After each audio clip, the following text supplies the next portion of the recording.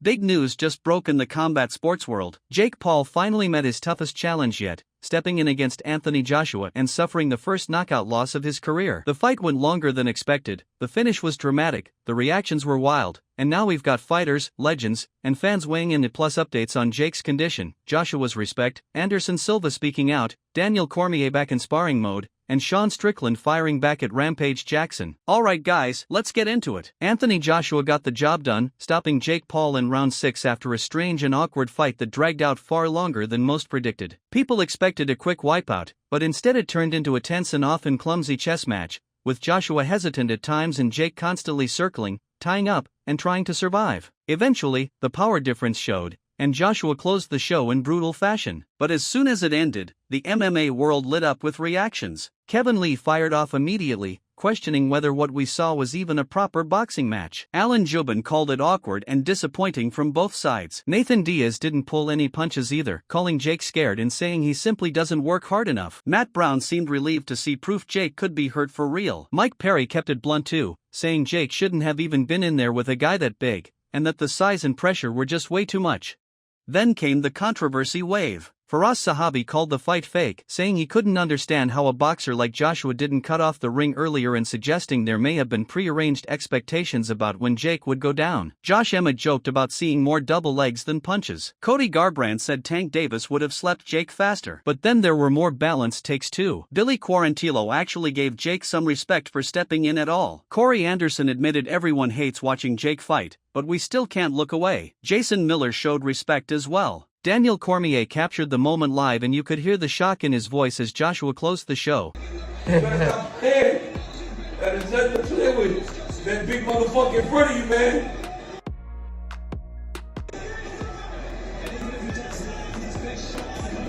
Ooh. That's it over, dog. Oh! Oh! Oh! That's crazy. That's a wrap. Don't get up. Don't get up. Stay out.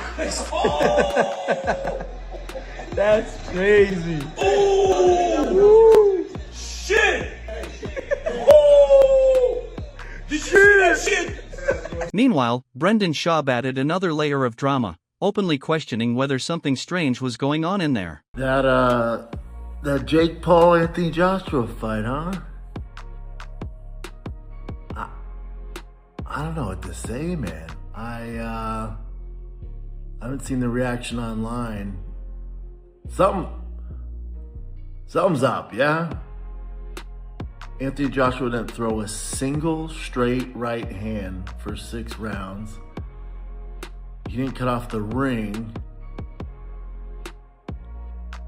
I'm trying to make sense of it. It's tough to pin a guy down when he's on his bike and Jake was moving so much. I'm trying to be cool. It was weird, right? Something's up. Even the knockdown where they called it. Anybody who's ever been concussed, I've been there. When he got knocked down, the first thing he did was look at his brother and say, "That was a good one." When you're concussed, you really don't have the brain power to do that. I don't know, man. It was disappointing. Super disappointing. Super disappointing. Kudos to both those boys. Get your money. Get your bag, boys. So I'm not mad at anybody. I think they both made like 90 mil. Get your bag. But I got some questions, right? Right? But while fighters and analysts argued, Anthony Joshua himself showed a very different tone afterward. In the post-fight press conference, Joshua gave Jake Paul a ton of respect. He said Jake showed heart, got up multiple times, pushed through, and actually lasted longer than many legit fighters ever did against him. I tried my best. Jake done well while it lasted, but if you remember what I said in the interview with Cameron is, fighting's not just physical, it's psychological. And when you understand the psychological warfare, I did say to you that, Jake, what's gonna happen? I'm gonna see a time when I'm gonna take your soul and you're either gonna give up or you're gonna get knocked out. And unless you have that instinct you just will never be a good fighter. So I wish that I could have knocked him out at the start. But as we saw tonight, Jake has spirit. He has some heart. He tried his best, and I take my hat off to him because, number one, a lot of fighters haven't got in the ring with me, and Jake did. And secondly, even when he got knocked down, he kept on trying to get up, and I take my hat off to him. So He also kept it real though, saying if Jake wants to stay at heavyweight, he needs to work much harder because that division is unforgiving. I said, credit to Jake, I'll stand on that. I'm not gonna sit up here. If he would have beaten me, he would bash me. You know that, right? Imagine him up here now. They would have torn me and Eddie apart. But I'm not gonna do that to Jake. I'm gonna give him the credit. But if he wants to stay at the top level at heavyweight, he needs to work harder because it's very difficult. It's a very difficult division to reign in. Then came the health update, and this one was serious. After the fight, Jake Paul went straight to the hospital, where scans revealed he suffered a double broken jaw. Jake posted a photo of his x-ray, confirming the injury. He also clapped back at conspiracy theorists who claimed he got paid to lose, laughing it off and saying absolutely not. Meanwhile, Anderson Silva had his own fight weekend, stopping Tyron Woodley in a striking clinic and reminding everyone how dangerous he still is. After the fight, Silva showed nothing but respect toward Jake Paul. Silva said Jake has improved massively, works hard, and deserves respect.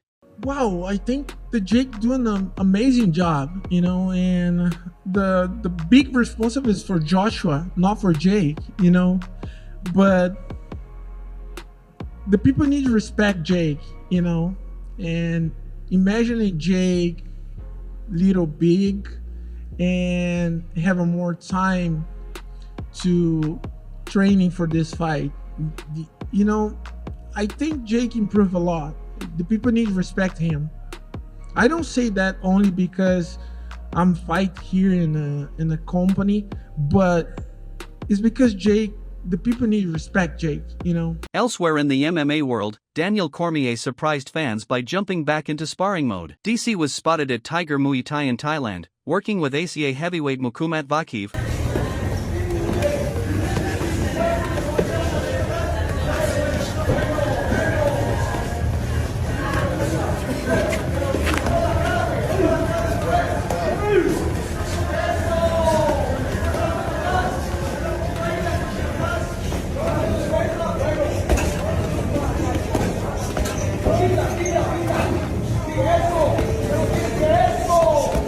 Attention, please people stand.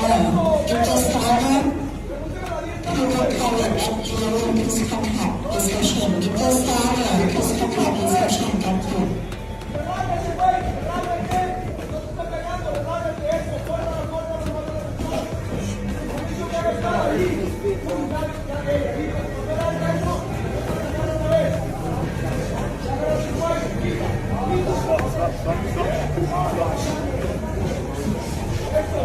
Meanwhile, the drama between Sean Strickland and Rampage Jackson continued. Strickland had recently appeared on Rampage's livestream where he made some wild comments, including using a racial slur, which led Rampage afterward to say there's something wrong with Strickland, suggesting he might have autism or another condition. I'm gonna go ahead and say it. Something wrong with Strickland.